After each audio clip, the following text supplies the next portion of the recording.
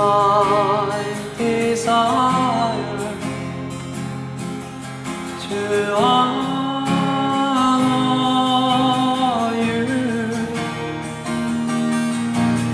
Lord, with all my heart, worship you.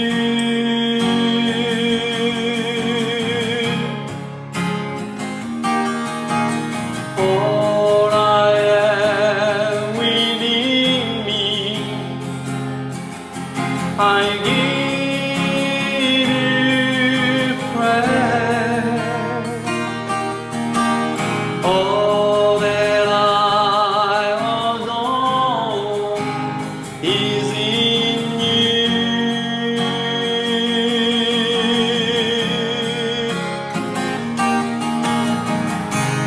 Lord, I give you my heart, I give you my soul. I live for you alone. Every breath that I take, every moment I'm awake, have your way in me. Lord, I give you my heart, I give you my soul. I live for you alone. Every breath that I take, moment I'm awake. Lord, have your way in me. 우리 같이 기도하겠습니다. 우리 찬양 드렸던 것처럼 예배 시간 전체에서, 그리고 우리 인생 전체에서 Lord, I give you my heart, I give you my soul. 모든 호흡과 모든 순간에 예수님을 찬양하고 높이고 그렇게 살아가길 원합니다. 우리 같이 기도하지요.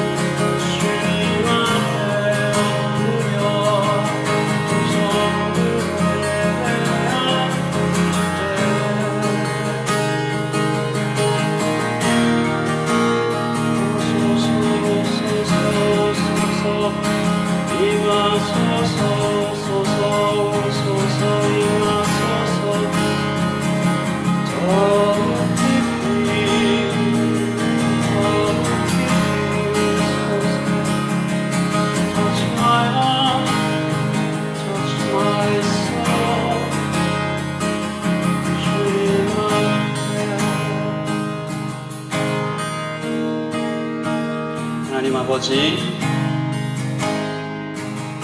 주께서 우리에게 보시는 주님의 마음을 알게 하시고 이 시간 예배드리는 모든 순간마다 성령께서 임재하시고 우리를 이끌어 가시기를 소원합니다. 우리는 다만 이끌려가는 존재임을 기억하고 성령께서 이끌어 주시는 대로 예배하고 성령께서 가르쳐 주시는 대로 말씀을 듣고 또 일주일을 살아갈 때 성령께서 가르쳐 주시는 대로 말하고 걸어가는 우리 모두가 되게 하여 주시옵소서. 주님을 더욱 만나는 오늘 예배 되기를 소원합니다. 예수님의 이름으로 기도합니다. 아멘. 우리 다 함께 자리에서 일어날까요?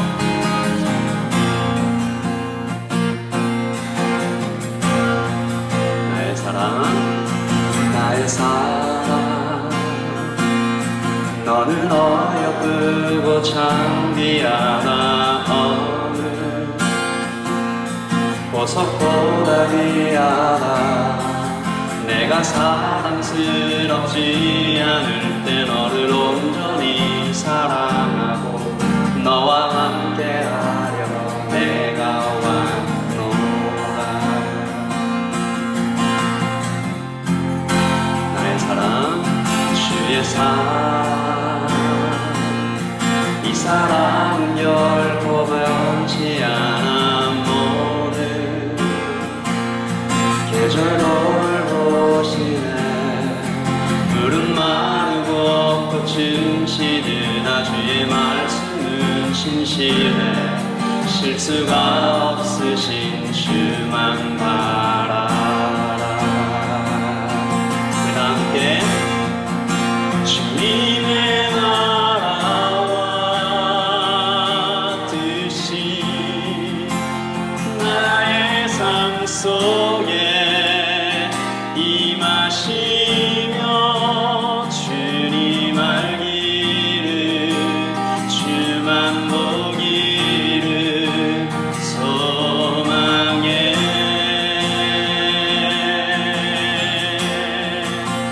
거룩히 살아가 힘과 두려움 없는 믿음 주신 나의 하나님 완전한 사랑 찬양해. 우리 한 번 더요. 나의 사랑, 너는 어여쁘고 창귀하다. 어느 보석보다 귀하다. 내가 사랑스럽지 않을 때 너를 온전히 사랑하고 너와 함께하려 내가 왔노라. 아멘. 주의 사랑, 이 사랑 결코 변치 않아. 모든 계절 돌보시네. 푸른 마르고 꽃은 시드나 주의 말씀은 신실해. 실수가 없으신 주만 바라라. 주님의 나라와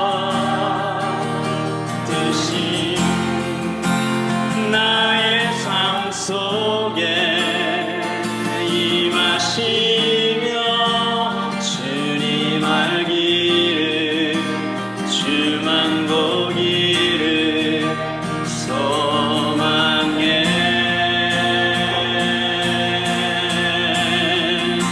거룩히 살아가 힘과 두려움 없는 믿음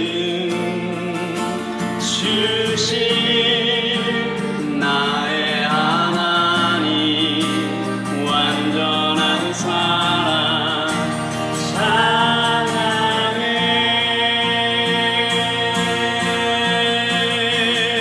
주님의 나라와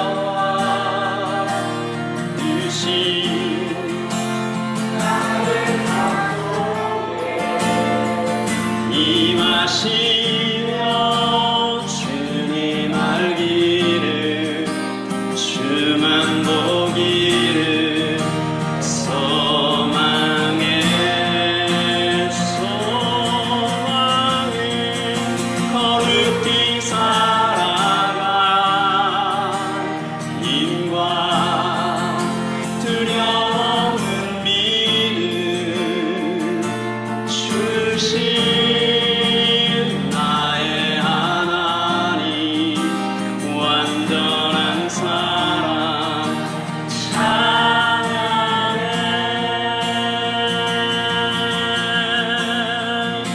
거룩히 살아가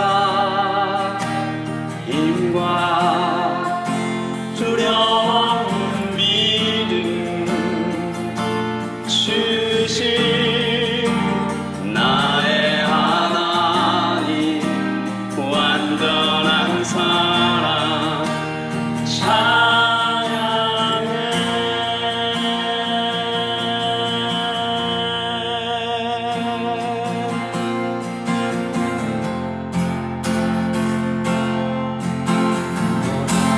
지나 하나님 품으로 보혈을 지나 아버지 품으로 보혈을 지나 하나님 품으로 한 걸음씩 나가네.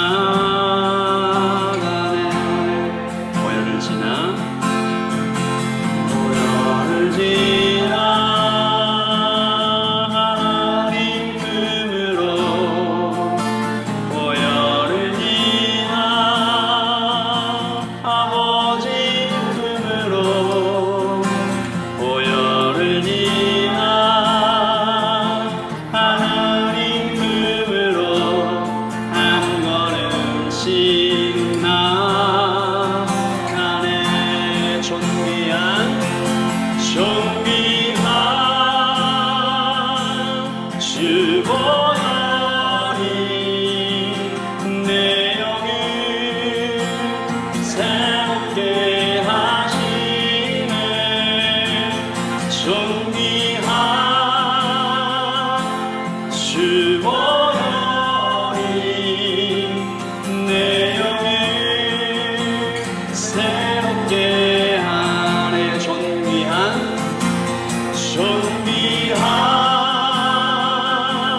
주 보혈이 내 영을 새롭게 하시네.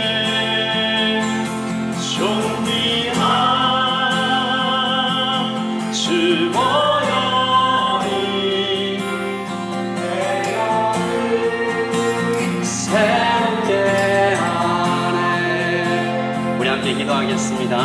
방금 드렸던 찬양처럼 보혈을 지나 하나님 품으로 아버지 품으로 내 영을 새롭게 하시는 복음을 만나기 원합니다. 주님을 만나기 원합니다.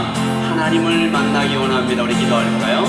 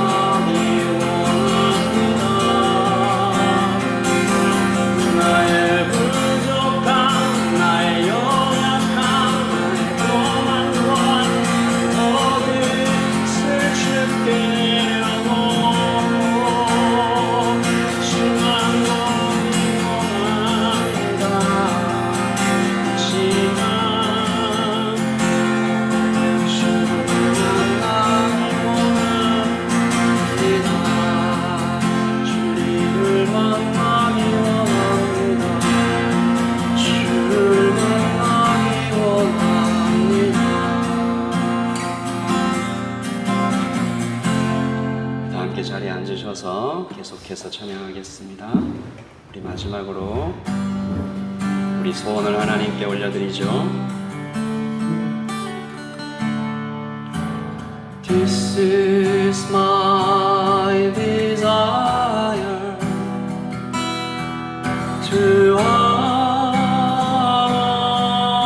you,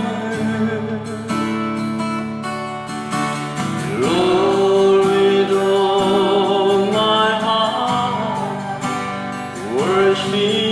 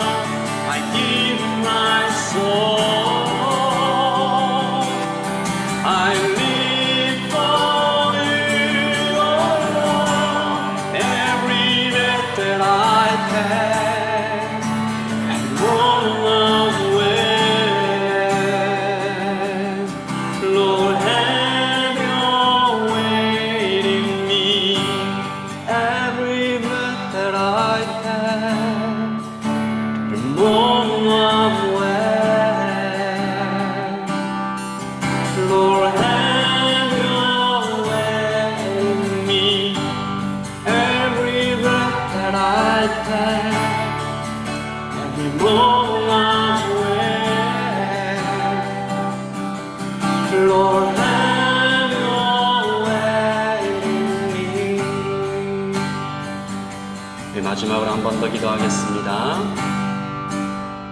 혹시 아직도 우리가 예배드리기에 합당하지 않은 것들이 우리 안에 발견되면 하나님 앞에 다 내려놓고 살아계신 하나님 앞에 다시 엎드리십시다. 주님, 우리의 예배를 받아주시옵소서. 주님은 그리스도시요 살아계신 하나님의 아들이십니다. 나의 왕이십니다. 나의 주인이십니다. 나의 모든 것입니다. 나의 생명입니다. 나의 빛입니다. 네, 그렇게 기도하겠습니다.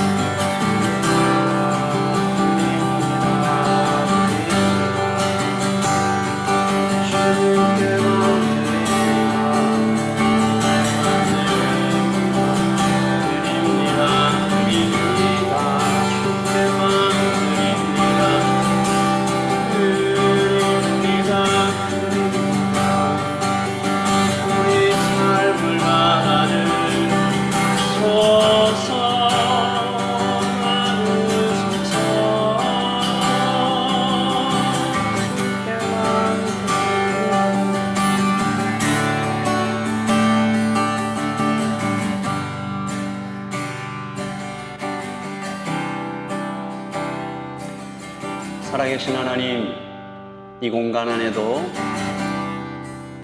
우리의 삶 가운데도 어제도 오늘도 내일도 함께 하시는 주님, 눈으로 볼 수 없을 때가 많아서 우리 주님 멀리 계신 것 같이 느껴지는 그 순간에도 임마누엘, 나와 함께 하시는 에베네셀, 거기까지 도우시는 여호와 라파, 치료하시는 니시, 승리케 하시는 샬롬, 우리를 평안케 하시는 여호와 이레, 우리를 예비하시는 하나님 앞에 예배합니다. 우리에게 선포되는 말씀에 귀 기울이게 하시고 우리 안에 있는 우상들을 쫓아내는 시간들 되게 하시고 주님을 감격적으로 만나는 시간 되게 하시고 우리가 더 낮아지고 하나님은 높아지는 시간 되게 하여 주시옵소서. 오늘도 예배하지 못하는 우리 지체들에게 함께 하시고 능력과 위로와 용기와 평안을 허락하여 주시옵소서. 예배하러 나오며 하나님 앞에 예물 드린 손길에 기억하여 주시고 예물이 쓰이는 곳곳마다 하나님 역사하시기를 소원합니다. 지금도 지구촌 곳곳에서 질병과 전쟁과 우울증과 몸의 병 때문에 고통하는, 관계의 깨짐 때문에 신음하는 많은 형제와 자매들, 특별히 뉴질랜드에 사는 모든 한인들에게 함께하여 주시옵소서. 지금 예배하고 있는 한인 교회들이 있다면 동일한 은혜로 성령께서 축복하여 주시기를 소원합니다. 살아계시고 함께하시는 우리 주 예수님의 이름으로 기도합니다. 아멘. 우리 함께 하나님의 말씀 보겠습니다. 마태복음 22장 8절에서 14절 말씀입니다.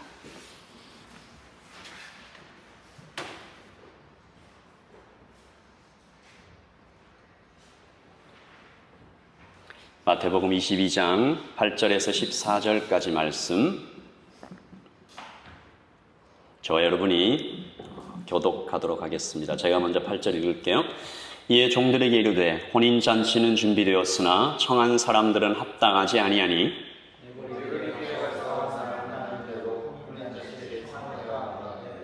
종들이 길에 나가 악한 자나 선한 자나 만나는 대로 모두 데려오니 혼인잔치에 손님들이 가득한지라.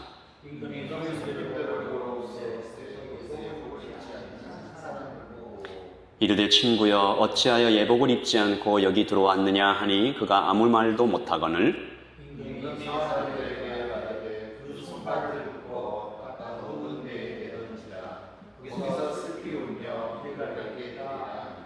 함께 읽겠습니다. 청함을 받은 자는 많되 택함을 입은 자는 적으니라. 아멘. 하나님의 말씀입니다. 우리 한 번 더 읽으시면서 묵상하시겠습니다. 가능하면 1절부터 읽어보시면 좋을 것 같습니다. 지난주 나누었던 말씀과 이어지는 말씀인데요. 하늘나라, 천국에 대해서 지난주에 함께 나눴습니다. 이 땅에 하늘나라와 천국과 가장 닮아 있는 곳이 어딜까 생각하다가 이 잔치를 발견했잖아요. 지난주 예배 때 기쁘고 풍성하고 아름답고 눈물이 없는 곳, 그런 잔치에 초대받으면 우리가 설레기 마련입니다. 그런데 오늘 말씀에 이상한 사람들이 나타나는 거죠. 5절입니다. 시작.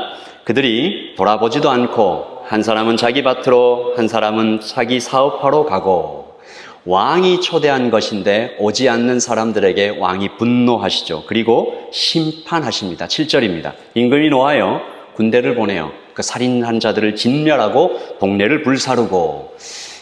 지난주 말씀이 여기까지였고요. 오늘 말씀이 그 다음에 이어지는 이야기인데, 혹시 오해가 있을지 몰라서 잠시 좀 더 설명을 드리면, 아니 잔치에 초대받았는데 안 왔다고 군대 보내서 다 죽이고 동네를 불사르는 왕은 잔인한 왕인가?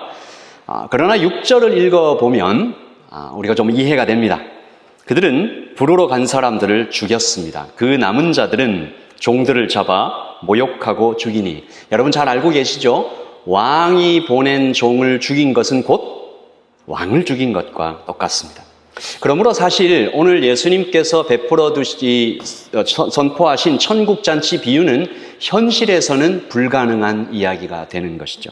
로열 웨딩에 왕이 불렀는데 안 오고, 그리고 보낸 사람을 죽이고, 그런 일은 사실 없습니다. 모두 이미 알고 있죠. 그러다가 죽는다, 큰일 난다, 그러면 안 된다. 어떤 왕이 참겠어요. 그런데 슬프게도 현실에서 그보다 더 심각한 일들이 일어나고 있다라는 것이 예수님의 말씀입니다. 지난 금요일 아침 기도에 여러분 다 들으셨겠지만, 예수님께서 앞에 있는 서기관들과 바리새인들에게 한 가지 예언을 하셨습니다. 오늘 천국 비유를 듣는 사람들도 똑같은 사람들이에요. 서기관과 바리새인들입니다. 그들이 나중에 이렇게 할 것이다. 23장 34절이죠. 같이 읽어볼까요? 내가 너희에게 선지자들과 지혜 있는 자들과 서기관들을 보내매 너희가 그 중에서 더러는 죽이거나 십자가에 못 박고 그 중에서 더러는 너희 회당에서 채찍질하고 이 동네에서 저 동네로 따라다니며 박해하리라. 아멘. 그리고 이 예언은 말씀하신 그대로 다 일어났습니다. 우리는 때때로 성경을 읽으며 생각합니다.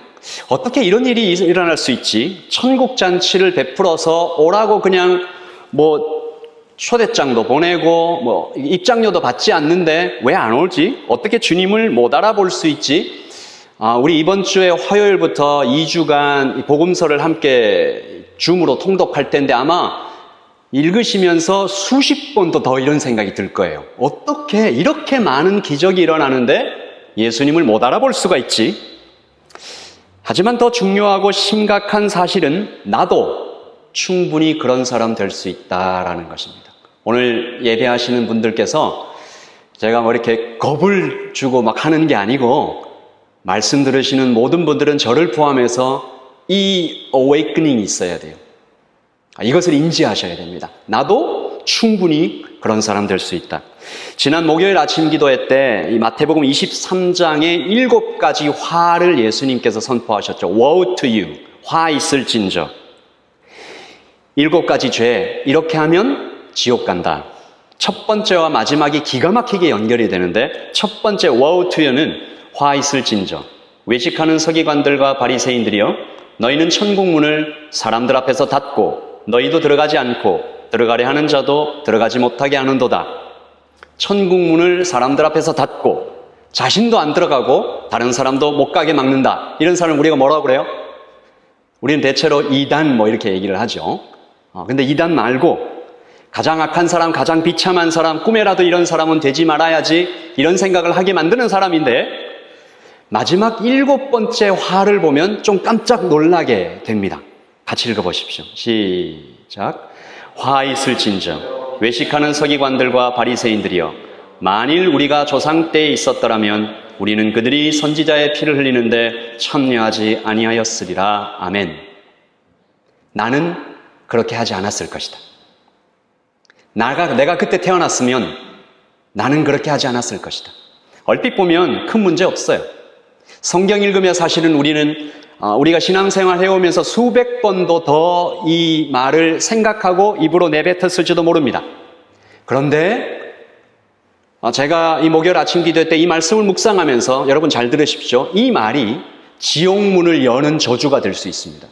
나는 그렇게 하지 않았을 것인데, 이 말 속에 숨어있는 어떤 마음은 저를 한번 따라서 해주시죠. 나는 저 사람들보다 낫다. 저 사람의 죄가 내 죄보다 크다. 이 마음이 숨겨져 있는 것입니다. 이 마음은 간단하게 얘기해서 나를 높이고 하나님을 낮추는 마음입니다. 나를 높이고 하나님을 낮추는 마음입니다. 이 사람들은 이렇게 생각했을 거고, 우리도 이 바리새인들을 보면서 이렇게 생각하겠죠. 나는 바리새인들 같지는 않아. 적어도 나는 내가 죄인이라고 인정한다니까. 우리 서로 얘기할 때도 저는 죄인이에요. 저는 부족해요. 그리고 나는 꾸준히 예배도 참석해. 가끔 착한 일도 하고, 누가 다른 사람 해치는 거 본 적 있어? 나는 그렇게 하지 않아. 나는 성경에 나타난 저 바리새인들보다는 훨씬 더 좋은 사람이야. 우리 그렇게 말하고 살죠. 여러분 놀라지 마십시오. 이 말을 똑같이 말했던 사람이 있습니다. 누가복음 18장 12절이죠. 바리새인은 서서 따로 기도하여 이르되, 시작. 하나님이여, 나는 다른 사람들 곧 토색, 불의, 간음을 하는 자들과 같지 아니하고 이 세리와도 같지 아니함을 감사하나이다. 나는 일해에 2번씩 금식하고 또 소득의 11조를 드리나이다. 아멘. 현대 표현으로 바꾸면 우리가 했던 말과 똑같지 않습니까? 여러분, 이 사람들은 심지어 금식해요. 며칠에 한 번? 일주일에 한 번. 뭐 하겠어요? 지은 죄를 회개하겠죠. 그런데 주님께 woe to you, 화 있을진저, 가짜로 회개했기 때문입니다. 여러분, 진짜 회개는 뭘까요? 주님은 가짜 회개를 하는 이 바리새인들과 대조되는 한 사람을 바로 이 말씀 바로 뒤에 등장시킵니다. 누가복음 18장 12절 시작. 세리는 멀리 서서 감히 눈을 들어 하늘을 쳐다보지도 못하고 다만 가슴을 치며 이르되, 하나님이여 불쌍히 여기소서, 나는 죄인이로소이다 하였나이다. 아멘. 하늘을 쳐다보지도 못하고 가슴을 치며, 당시 유대인들의 기본적인 기도 자세와 완전히 달라요. 그러니까 이게 당시 문화 속으로 들어가 봐야 되는데, 당시에는 서서 기도하는 것이 일반적이었습니다. 손을 들고. 무릎을 꿇고 기도하는 것은 무언가 이 사람의 마음이 완전히 박살이 났거나 뭔가 심상치 않은 일이 일어났을 때 우리는 이제 앉아서 기도하잖아요. 무릎 꿇고 기도하는 것도 많이 있고. 세리는 감히 눈을 들어 하늘을 쳐다보지도 못했습니다. 그는 하나님 앞에서 자신의 죄인임을 인정하고 그것을 아파했습니다. 주께서 이 두 사람을 이렇게 평가하십니다. 내가 너희에게 이르노니 이에 저 바리새인이 아니고 이 세리가 의롭다 하심을 받고 그의 집으로 내려갔느니라. 같이 읽을까요? 무릇 자기를 높이는 자는 낮아지고 자기를 낮추는 자는 높아지리라 하시니라. 아멘. 제가 이 말씀을 들으면서 천국의 문이, 제가 아무래도 이 공대를 나왔기 때문에 천국의 문이 이렇게 연상이 되더라고요. 흡사, 생체 인식 센서가 달린 게이트와 같다. 이 생체 인식 센서가 있는데 뭘만 통과시키냐?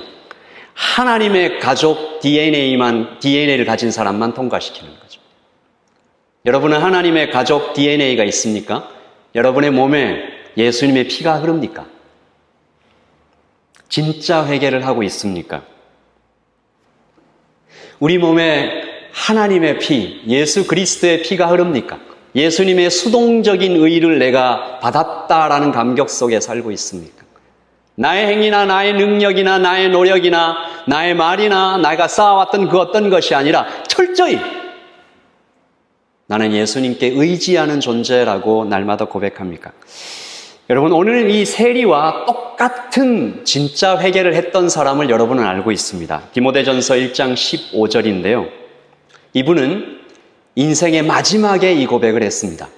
그러니까 이분은 평생 선교사의 삶을 살았습니다.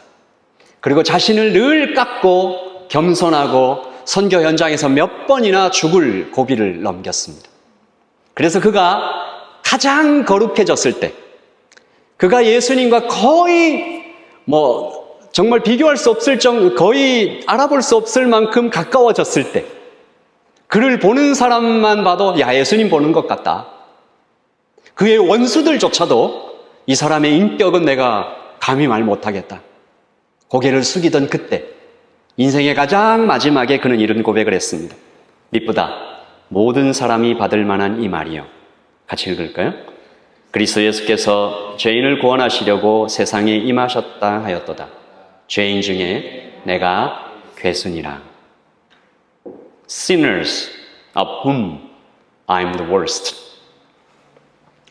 저는 사도가 이 말을 할 때 그 어떤 장면을 좀 상상해 보는 것을 좋아합니다. 사도가 앉아 있어요. 말씀드렸던 것처럼 한 시대의 영웅입니다. 평생을 복음을 위해 살았고 신약 성경을 많이 썼던, 그의 손수건만 가져가서 병자에게 얹어도 병이 나을 만큼 대단한 영적 능력을 가진 사람이 그의 탁자에 그의 성경을 집필하는 그 사무실에 앉아 있습니다. 그런데 그에게 어떤 한 사람이 문을 열고 다가와요. 그는 모두가 손가락질하는 사기꾼, 깡패. 그가 사도를 가리키며 말합니다. 당신은 위선자. 좋은 얼굴을 하고 앉아서 뒤로는 사람을 속이는 거짓말쟁이다. 사도가 말하죠. 아닙니다. 저는 그런 사람이 아닙니다. 저는 당신이 말한 것보다 훨씬 더 큰 죄인입니다. I'm the worst. 제가 가장 나쁜 죄인입니다. 여러분, 사도가 이 말을 할 때 저는 통증을 느꼈을 거라고 생각합니다. 그냥 편안한 마음으로 외운 것처럼 나는 죄인 중에 괴수입니다, 여러분. 저는 죄인 중에 괴수라니까요. 이렇게 얘기했을 거라고 생각하지 않습니다. 그는 가슴을 치며 흐느끼는 세리와 같은 심정으로 자기의 죄에 그야말로 떼굴떼굴 부르면서 이 고백을 했다라고 저는 믿습니다. 오늘 우리는 지난주 보았던 그 혼인잔치의 second chapter, 제2막을 살펴보려고 합니다. 이 말씀은 우리가 바리새인 같은 마음으로 읽으면 도대체 이해가 안 되는 말씀입니다. 여러분 모두가 저와 똑같이 우리 모두 함께 세리의 마음으로 이 말씀을 읽어야 이해가 되는 것이죠. 그래서 제가 잠깐 좀 기도하겠습니다. 같이 기도할게요. 하나님, 우리 중에 아무도 나는 저 사람보다 낫다. 내 죄가, 그 사람의 죄가 나의 죄보다는 크다. 나는 저 사람들처럼 하지 않았을 텐데 그렇게 나를 높이고 하나님을 낮추는 사람이 아니라 I'm the worst. 내가 바로 그 사람입니다. 내가 예수님을 거절했던, 못 박아 죽였던, 하나님 앞에 감히 설 수 없었던 그런 죄인입니다. 우리가 그 큰 은혜를 받았습니다. 은혜 받은 사람으로 이 말씀을 대하게 하소서. 용서받은 죄인으로 하나님의 말씀 앞에 서게 하소서. 두렵고 떨리는 마음으로 이 마지막 때에 이 말씀을 듣게 하소서. 우리의 심령을 성령님 붙잡아 주시옵소서. 예수님의 이름으로 기도합니다. 아멘. 말씀드렸던 것처럼 오늘 이야기의 챕터 1은 끔찍하게 끝났습니다. 왕의 군대가 와서 칼로 반역자들을 죽이고 마을을 모두 불태웠고 이제 왕의 두 번째 명령이 내려지죠. 22장 8절입니다. 이에 종들에게 이르되 혼인잔치는 준비되었으나 청한 사람들은 합당치 아니하니, 같이 읽을까요? 내 거리 길에 가서 사람을 만나는 대로 혼인잔치에 청하여 오라. 아시다시피 처음에 초대받은 사람들은 유대인이죠. 하나님의 선택받은 백성, 자기도 알고 있고 하나님도 인정한다고 믿고 다른 사람들에게 다 그렇게 말하는, 그러나 가짜 회개를 반복하며 살았습니다. 나는 저 사람보다 낫다. 이방인들은 그냥 지옥불에 쓸 땔감이지, 개와 같다. 그런 얘기를 하다가 망해버린 사람입니다. 하나님께서 이제, 왕께서 이제 아무나 데려오라 라고 명령하십니다. 무슨 뜻일까요? 여러분 한번 생각해 보십시오. 왕께서 지금 종들에게 아무나 데려오라. 이게 무슨 뜻일까요?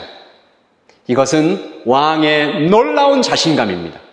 어마어마한 선포죠. 저를 한번 따라 하십시오. 구원은 애초에 하나님의 것이었다. 아무나 데려오라. 아무나 데려오라. 아무나 여기에 데려오면 나는 그를 구원할 것이다. 구약의 선지자가 이미 이 말씀을 선포했습니다. 나는 감사하는 목소리로 주께 제사를 드리며 나의 소원을 주께 갚겠나이다. 시작. 구원은 여호와께 속했나이다. Salvation is of the Lord. 구약에서요. 구약에서요. 이 사람은 누굴까? 다음 말씀 읽으면 여러분 금방 알게 될 겁니다. 시작. 여호와께서 그 물고기에게 말씀하시매 그를 육지에 토하니라. 누굽니까? 요나입니다. 요나를 물고기 뱃속에서 건진 그 위대한 고백이 바로 구원은 여호와께 속했습니다. Salvation is of the Lord. 내가 예수 믿는 집안에서 태어났기 때문이 아니고 내가 20년 동안 예수님을 믿고 교회에 다녔기 때문이 아니고 나의 구원은 전적으로 이 고백을 믿으면 하나님께서 성령께서 우리에게 두 가지 신앙 감정 religious affection을 일으킵니다. 첫째, 겸손이죠. 누가 이 말 앞에서 구원은 하나님께서 설계하셨구나, 창조하셨구나, 길을 만드셨구나, 결정하셨구나, 실행하셨구나. 그냥 다 하나님에 속해 있구나. 십자가에 예수님이 달려셔서 스스로 길이 되어주셨구나. 누가 구원받을지 결정하는 분은 그냥 하나님이구나. 내가 판단할 수 없구나. 겸손히 하나님 앞에 엎드리게 됩니다. 유대인은 그동안 얼마나 교만했던 것일까요? 이 고백을 해야만 우리 안에 있는 나는 저 인간보다 낫다라는 그 교만이 꺾어집니다. 그리고 놀랍게도 이 겸손과 거의 어쩌면 반대편에 있을 것 같은 또 하나의 신앙 감정이 올라오는데요. 소망입니다. 10절 시작. 종들이 길에 나가 악한 자나 선한 자나 만나는 대로 모두 데려오니 혼인잔치에 손님들이 가득한지라. 아멘. 하나님의 자신감. 나는 할 수 없지만 하나님은 하실 수 있다. 여러분 한 사람을 좀 떠올려 보시죠. 저와 여러분 마음속에 적어도 여기 어딘가 영혼에 이렇게 걸려있는 한두 영혼. 저 사람 꼭 복음 듣고 예수 믿고 구원받았으면 좋겠다. 내가 눈을 감기 전에 저 사람만큼은 꼭 예수님 믿고 그 영혼이 살면 좋겠다. 그래도 동시에 사단의 속삭임은 우리 안에 어떻게 들려옵니까? 저 사람은 안 될 것 같아. 다 구원받아도 저 사람은 안 될 것 같아. 여러분, 그러나 이 말씀 선포되었습니다. 선한 자나 악한 자나 모두 데려오니 혼인잔치에 손님들이 가득한지라. 복음 자체의 능력이 있고 하나님의 자신감이 이미 선포되었을 때 우리에게 믿음이 있다면 주님께 데려오기만 하면, 그에게 복음을 들려주기만 하면 하나님께서 말씀하시죠. 그 나머지는 내가 할게. 그에게 맞는 예복도 내가 준비할게. 음식, 장소, 음악, 그 모든 것 너는 가서 만나는 대로 복음을 들을 수 있는 자리에 데려오기만 해. 그러면 그 사람도 구원받을 수 있어. 그런데 왜 지금까지는 잘 되지 않았을까? 왜 우리의 현실은 그런 어떤 하나님의 구원이, 하나님의 선교가 일어나는 현장을 잘 못 보고 있는 것일까? 오늘 우리는 말씀 속에서 그 이유를 좀 찾아보려고 합니다. 그래서 오늘부터 다르게 기도하고, 다르게 말하고, 다르게 행동하면서 우리 인생에서 우리 주님 만날 때까지 적어도 한두 영혼, 10명, 20명 주님께 데려와 그가 예수님을 만나 살아나는 그 기적을 우리가 체험하게 되기를 소원하는 것입니다. 주님께서 나를 통해, 교회를 통해 일하시는 것을 보는 것. 우리는 오늘 말씀을 통해 라이트 처치의 세 번째 가치, 제너레이션, 잃어버린 세대를 주님께 돌아오게 하는 그 가치가 구체적으로 어떤 모습인지 좀 살펴보게 될 건데요. 오늘 말씀에 교회의 세 가지 모습이 나옵니다. 첫째, 같이 읽읍시다. 시작.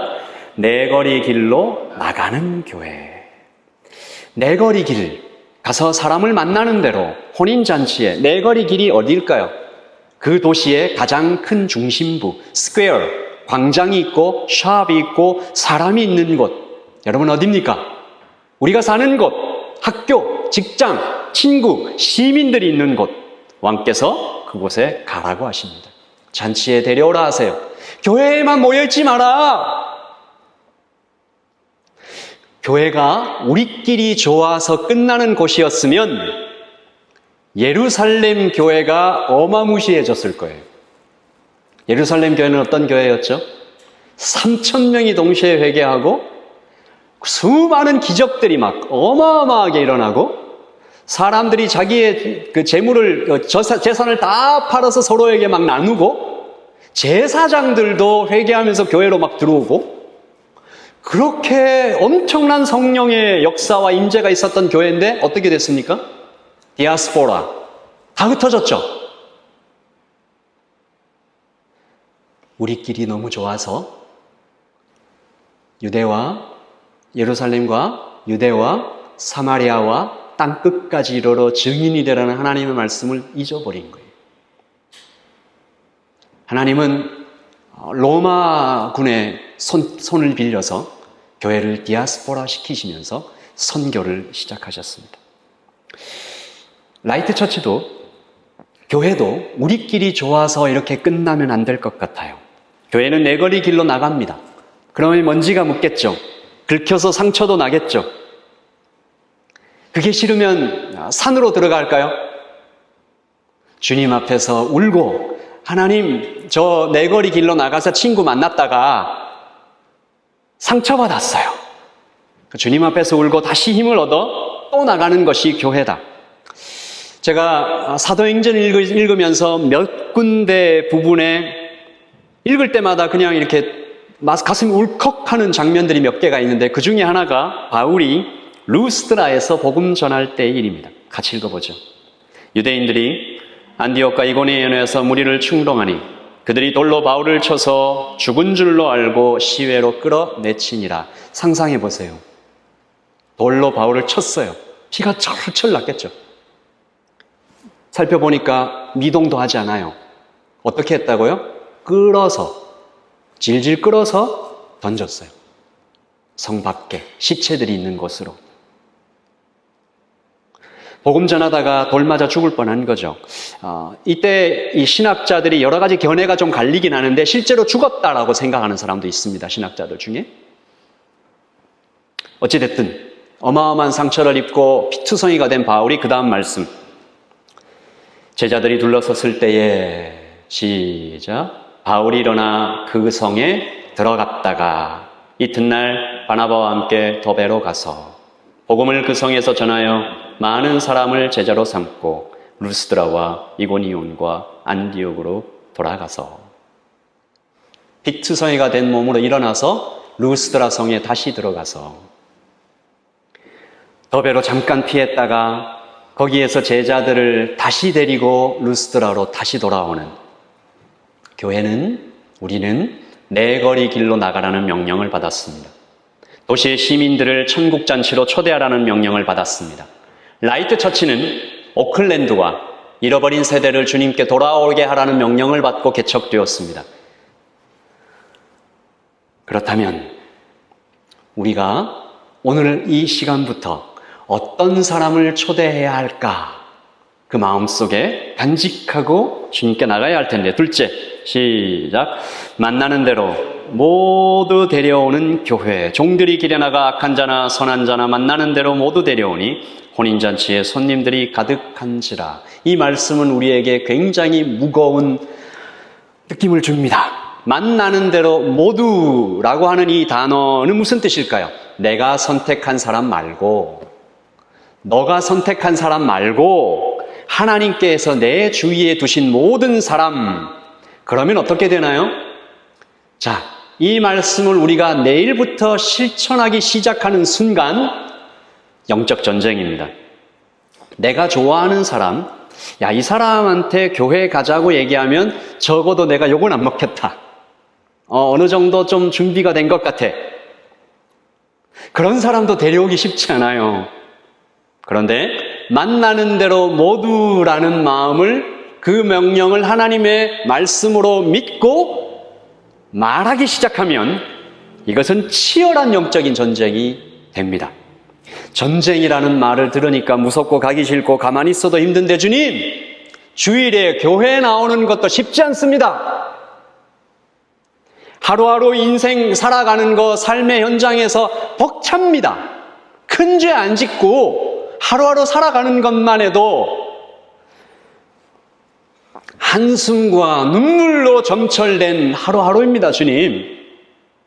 그런데 저에게 사명, 비전, 선교, 이런 건 좀 제발, 영적 전쟁은 엄두도 나지 않습니다. 여러분, 물론 어려운 일이 맞죠.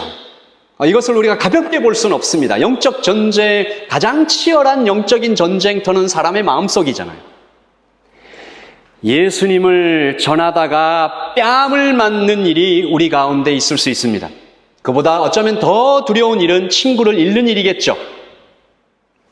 너하고 다시 얘기하지 않는다. 말이 피곤해질 수도 있고 속이 뒤집히도록 감정이 상하는 일도 있을 것입니다. 이제부터 나를 저 사람이 어떻게 생각할까? 그러나 여러분, 이 질문에 좀 대답해 보십시오.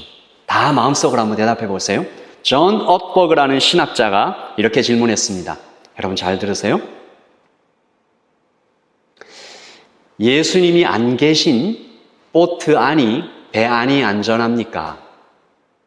아니면 예수님과 함께 풍랑치는 바다 위에 서 있는 것이 안전합니까? 다시요. 예수님과 함께 풍랑치는 바다 위를 걷는 것이 안전합니까? 아니면 예수님은 안 계시는 보트 안이 안전합니까? 이 신학자가 현대의 많은 크리스찬들이 마치 그 배 안에 있는 11명의 제자들 같다. 예수님 없는 보트 안에서 무서워 떨며 좁은 공간에서 서로 밀치며 좀 너무 가까워 막 밀치며 서로 이렇게 얘기합니다. 밖은 위험해. 밖은 위험해. 교회 안에서 숨죽이며 삽니다. 내가 말해도 웃어주고 편안하게 받아들여주는 사람 앞에서 복음을 서로 말할 뿐. 그러면서 서로 이렇게 말한다는 거죠. 야, 근데 왜 예수 믿는 삶에 감격이 없지? 왜 예수 믿는 삶이 성경에는 굉장히 드라마틱하고 막 기도의 응답이 있고 기적이 있고 치유가 있고, 근데 왜 우리의 삶에는 그냥 이 정도인 거지? 이유가 뭘까요? 배 밖으로 나가지 않으니까, 싸움을 포기했으니까, 사명을 내려놨으니까, 모험하지 않으니까, 용기를 내지 않으니까. 여러분 다시 한번 베드로를 상상해 보세요.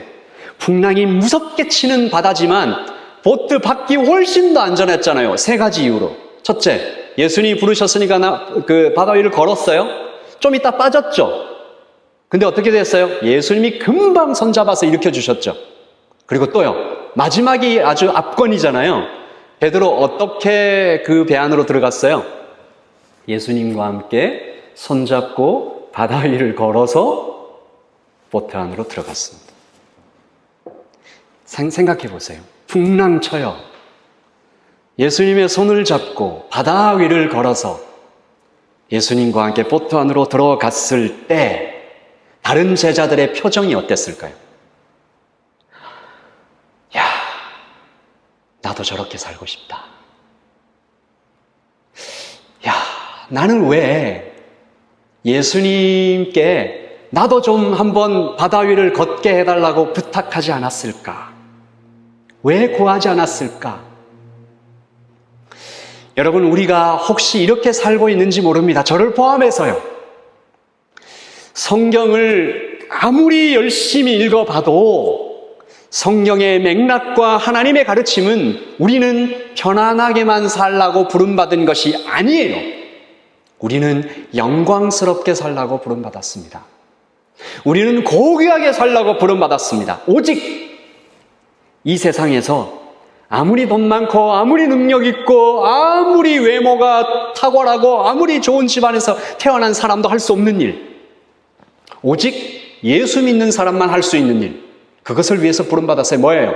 한 영혼을 살리는 일, 복음을 전하는 일, 내 안에 계신 예수님을 꺼내서 보여주는 일, 주님께 데려오는 일, 그래서 그 사람을 살아나게 하는 일, 영혼을 맛보게 하는 일. 사람이, 여러분 이제부터 잘 들으십시오. 사람이 애초에 어떻게 만들어졌을까요? 사람이 이렇게 지어질 때 우리 안에 DNA와 영혼이 어떻게 조각됐을까요? 어떤 것에 가장 만족하게 이렇게 우리를 조각하셨을까요? 하나입니다. 사람은, 저를 한번 따라하시죠. 사람은 영혼을 사모하도록 지어졌다. 그래서 영원하지 않은 일은 아무리 맛있고 아무리 즐겁고 아무리 좋아도 그 사람을 만족해 하지 못합니다. 사람이 원래 그렇게 그리스도인 아니라도요. 그래서 사람들은 이걸 하면 나의 그 뭔가 빈 곳이 채워질까, 술을 마시고 도박을 하고 마약을 하고 쾌락을 추구하고 성공을 하고, 가봤더니 다 아니래요.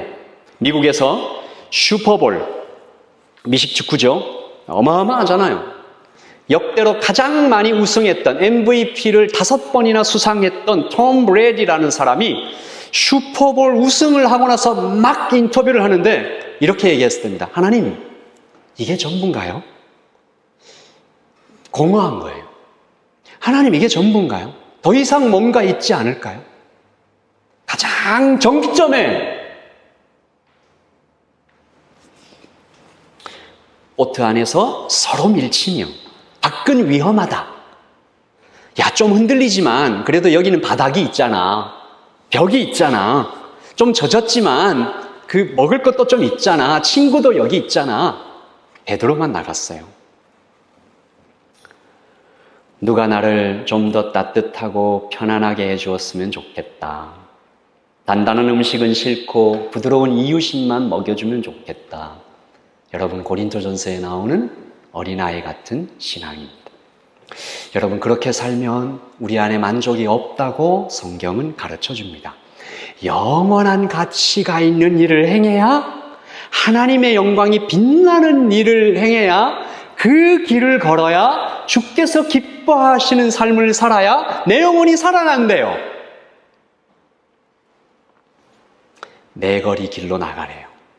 그래서 만나는 사람을 주님께 데려오래요. 힘들대요.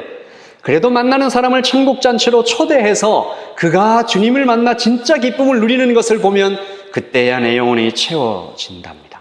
지난주에 여러분 선교에 대해서 한 정의를 들었습니다. 한 번 더 따라 하시죠. 가장 효과적이고 가장 강력하고 가장 쉬운 선교는 하나님을 기뻐하는 것이다.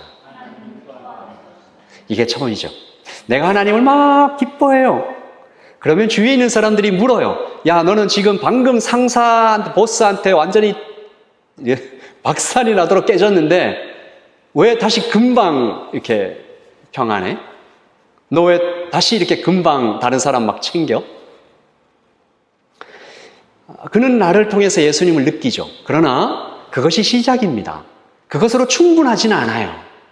그가 그렇게 나를 통해 예수님을 느꼈다면 우리는 그를 예수님께 데려와야 돼요. 순수한 복음을 들을 수 있도록, 즉 교회로 데려와야 돼요. 그리스도의 몸에 그가 속하도록.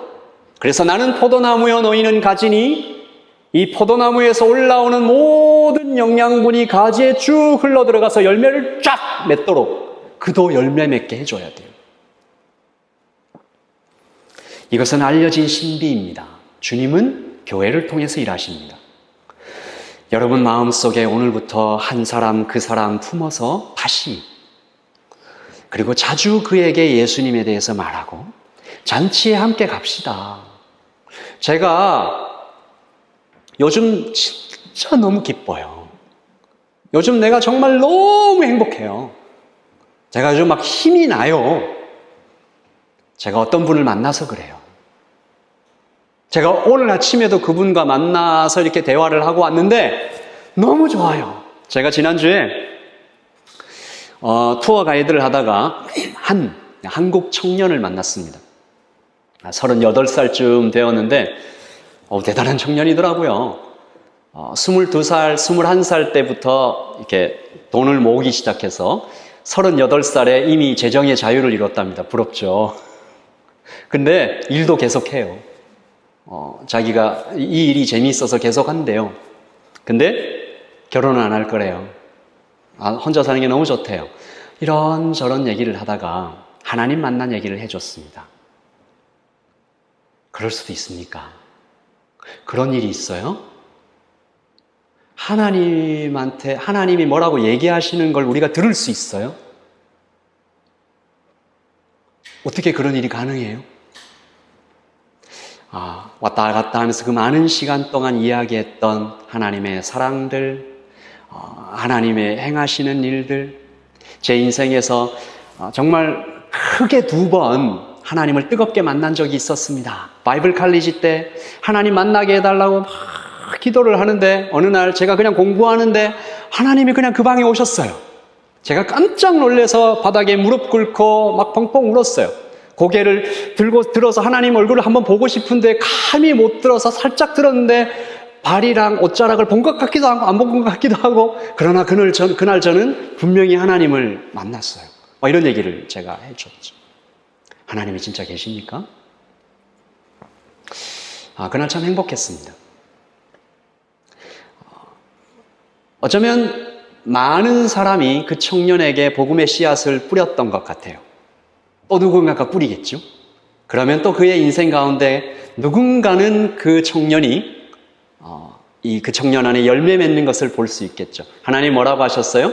씨를 뿌리는 자도 있고 밭을 가는 자도 있고 물을 주는 자도 있고 추수하는 자가 있는데 상은 다 똑같다. 상 받기를 기대하고 있습니다. 여러분, 마지막 같이 읽읍시다. 시작. 예복 입은 교회. 그럼에도 불구하고 우리가 복음을 전하는 삶, 영혼을 사모하는 삶을 사는 것은 부담될 수 있습니다. 그러나 이것은 좀 기억하십시다. 주님께서 우리와 함께 계십니다. 내가 순종하면 하나님은 필요한 모든 것을 공급하십니다. 그러니까 지금 내가 하나님 저 말 잘 못해요, 용기가 없어요, 이렇게 벌써부터 겁먹을 필요가 없고요. 기도하시면 됩니다. 하나님, 저 그렇게 살고 싶어요. 저 그냥 이렇게 발을 좀 이렇게 내디뎌 볼래요. 하나님 한 영혼을 주님께 데려오는 일은 하나님의 풀 서포트를 받는 일이잖아요. 몇 개월 전이었던가요? 저희가 예배소서 6장 하나님의 전신갑주 풀 아머 그 설교 공부할 때 전쟁할 때 우리에게 왕의 갑옷이 입혀진다, 이런 말씀 같이 나눴는데 제가 이 말씀 듣고 또 오늘 설교를 하기 전에 한 장면이 떠올랐습니다. 지금부터 벌써 한 10년 다 돼가네요. 지난 교회에서 찬양 사역자로만 일하다가 제가 있는 곳 담임 목사님께서 우리 박성원 강도사님은 다음 달부터 청년부에서 맡아서 설교하는 담당 목사가 되십시오. 얼마나 떨었는지 모릅니다. 신학교에서 정말 풀리하게, 저 영어로 신학 공부했잖아요. 그러니까 얼마나 알아들었겠습니까? 한 반 정도 알아들었을까? 너무 두려운 거예요. 너무 기도했습니다. 하나님, 저 어떻게 될지 모르겠습니다. 부르셨으니 필요한 것을 주십시오. 부르셨으니 필요한 것을 주십시오. 제가 그때부터 약 한 거의 1년, 2년 계속 생생하게 기억나요. 그 설교로 올라갈 때마다, 그 계단 올라갈 때마다 정말 떨었습니다. 다리가 덜덜덜덜, 온몸이 덜덜덜덜. 설교를 시작하면 그 떨림이 좀 멈추고. 근데 오늘 제가 설교하면서 제가 안 떨고 있더라고요. 안 떤지 몇 년 됐습니다. 저는 제가 하나님, 저를 설교자로 부르셨으니 하나님이 필요한 모든 것을 공급해 주세요라고 기도하는 그 순간부터 하나님께서 설교의 은사를 부어주셨다고 믿습니다. 우리의 기도도 지금 시작하는 하나님, 내 거리 길로 가서 만나는 대로 예수님을, 내 안에 기쁜 그 예수님을 전하고 싶습니다. 입술에, 온몸에, 눈에 그 하나님의 복음을 전하는 삶을 살 수 있도록 도와주세요. 그렇게 한번 해볼래요? 라고 기도하는 순간 하나님의 응답은 하늘에서 출발합니다. 용기가 부족하면 용기를, 재정이 부족하면 재정을, 말이 부족하면 말을 주시든지 도울 사람을 붙여주시든지, 중요한 것은 나의 하나님의 뜻이죠. 나의 연약함 아닙니다. 약할 때 강함을 주시는 하나님을 믿어야 되는 거죠. 그리고 잊지 말아야 할, 우리 모두 절대로 잊지 말아야 할 중요한 것이 하나 있습니다. 예복입니다. 오늘 챕터 2는 축제죠. 챕터 1은 비극으로 끝났잖아요. 막 피비린내 나고 사람들 죽고 다 거절하고 난리도 아니었는데, 챕터 2는 축제입니다. 모든 사람이 기뻐해요. 그런데 한 사람 나오죠. 이상한 사람, 불쌍한 사람. 11절, 임금이 손님들을 보러 들어올세. 시작. 거기서 예복을 입지 않은 한 사람을 보고 이르되 친구여, 어찌하여 예복을 입지 않고 여기 들어왔느냐 하니 그가 아무 말도 못하거늘. 당시 잔치는, 유대인의 잔치는 손님들이 다 들어오고 마지막 한 사람까지 다 들어오고 식사가 다 준비되고 식사가 시작되려고 할 때 주인이 나타나서 손님들에게 어나운스하고 웰컴 하면서 이렇게 시작되는 것이 보통이었습니다. 그래서 왕이 가장 나중에 들어온 거죠. 들어왔는데 왕의 눈에 한 사람이 딱 들어온 겁니다. 예복을 입지 않았네요. 오늘 잔치의 손님들은 길에서 갑자기 다 데려온 사람들이니까 예복 준비한 사람은 아마도 한 사람도 없었을 것 같아요. 누가 예복 준비했다고요? 왕께서. 들어오면 그 왕이 이렇게 다 준비했어요. 모두 감사하면서 입었을 거예요. 어떤 사람은 평생 이렇게 좋은 옷은 처음 입어본다 막 이러면서 입었겠죠. 이 사람은 왜 안 입었을까요? 왜 안 입었을까요?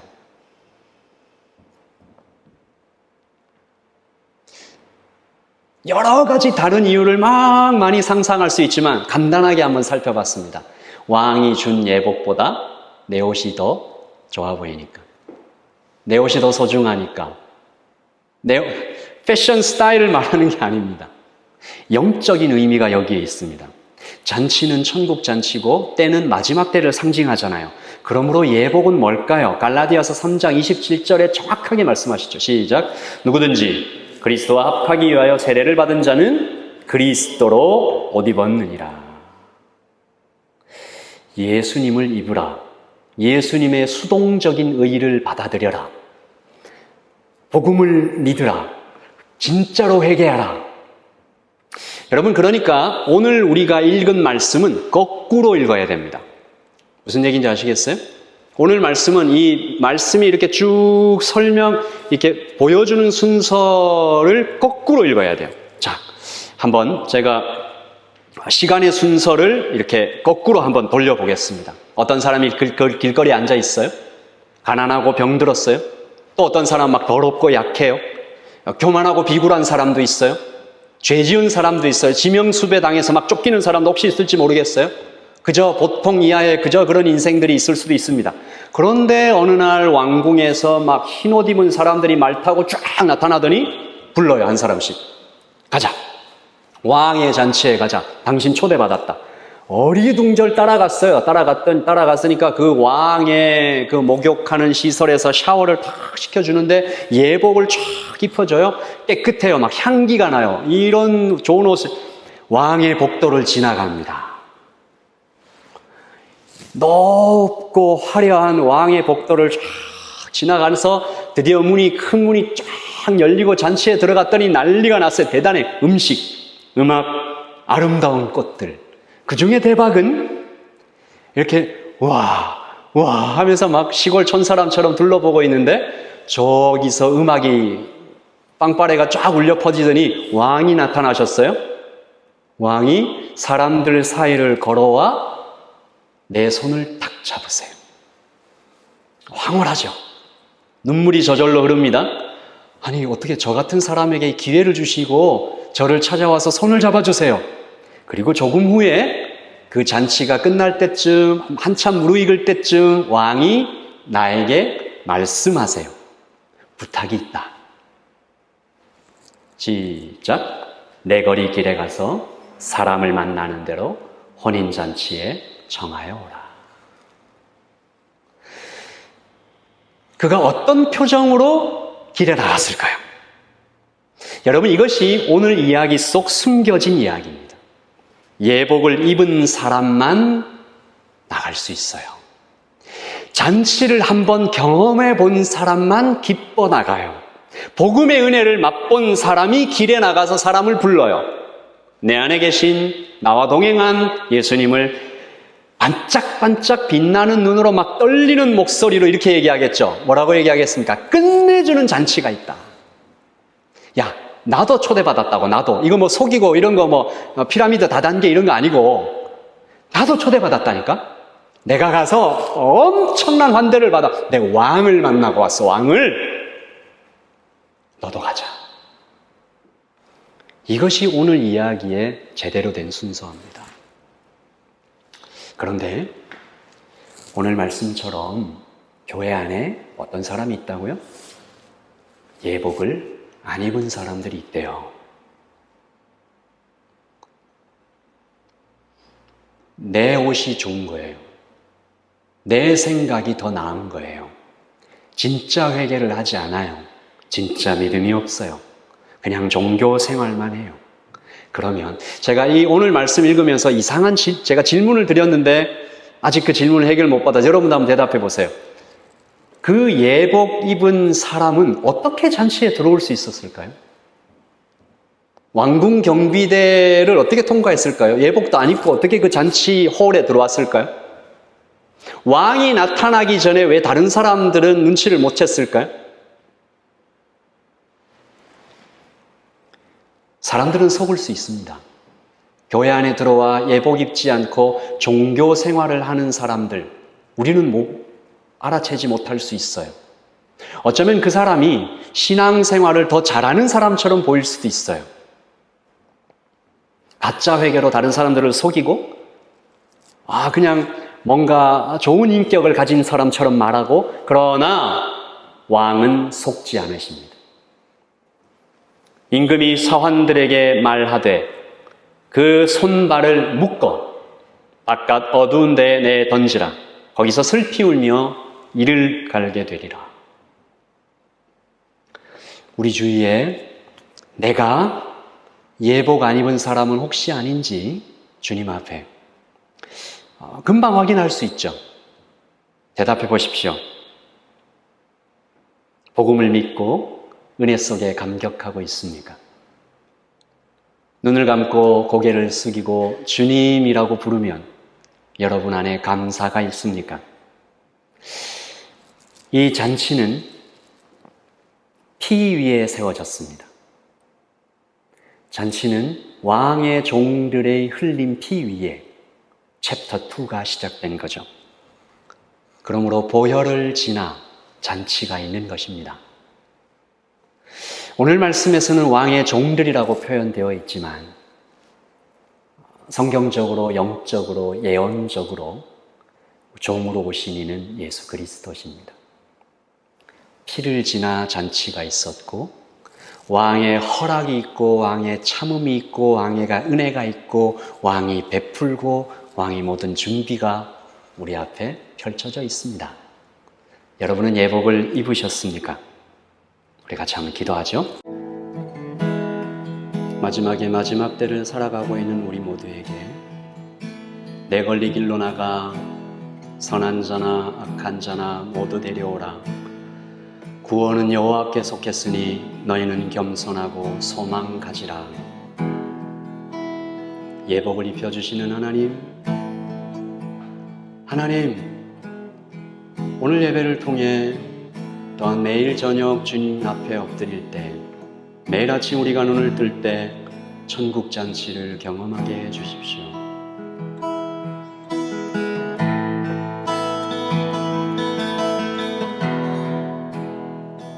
우리의 머리에, 온몸에, 생각에, 감정에,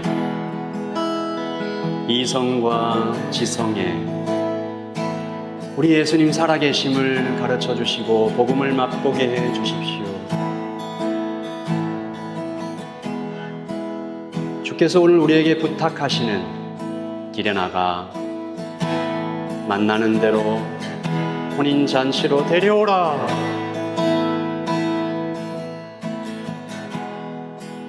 우리가 품은 그 영혼 주님께 꼭 데려와 주님을 만나 함께 영혼을 맛볼 수 있도록 주님 우리에게 말을 주시고 생각을 주시고 용기를 주시고 필요한 모든 것들을 공급하여 주시옵소서.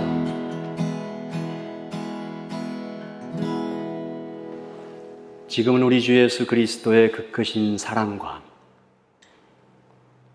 우리 하나님의 넓고 크신 풍성한 그 은혜와 성령의 인자하심과 감동하심과 충만하심이 여기에 예복을 입고 전국잔치를 경험하고 내거리 길로 나가 만나는 대로 사람을 데려오기 원하는 예수님을 보여주기 원하는 예수님을 더 소개하기를 원하는 살아내기를 원하는 한 사람을 살리기 원하는 여기 모이는 모든 백성들 머리머리 위에 지금부터 영원토록 함께 있을지어다. 아멘.